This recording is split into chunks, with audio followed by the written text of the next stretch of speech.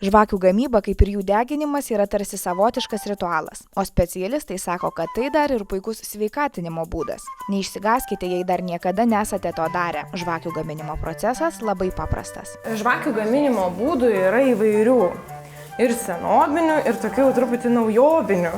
Tai pradėsime nuo susuktos žvakės iš koriuko.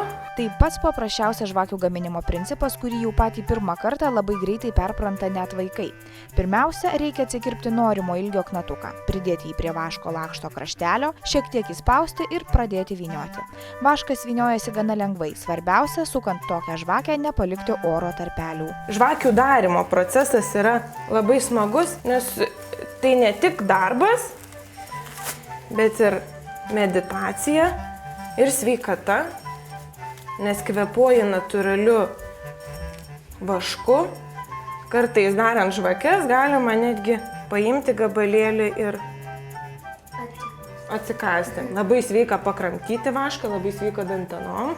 Dar vienas žvakių gaminimo būdas – jų liejimas formelėse. Labai greita, labai paprasta, labai mėgsta šitą būdą vaikai. Tai paprasčiausiai paimam formelę, į vidų dedame knatuką.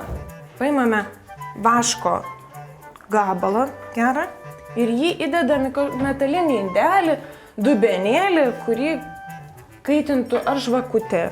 Geriausia žvakutė, natūrali, graži ugnis. Ir kaitiname tol, kol jisai išsilydo ir tampa skystas. Tada tą skystą vašką, kai jisai skystas, paprasčiausiai pilame į formelę. Po 10 minučių jau turėsite žvakelę.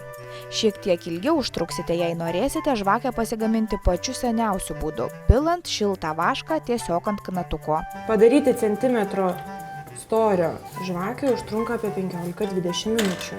Priklauso ir nuo vaško šiltumo, karštumo. Kuo vaškas karštesnis, tuo žvakę ilgiau darysite.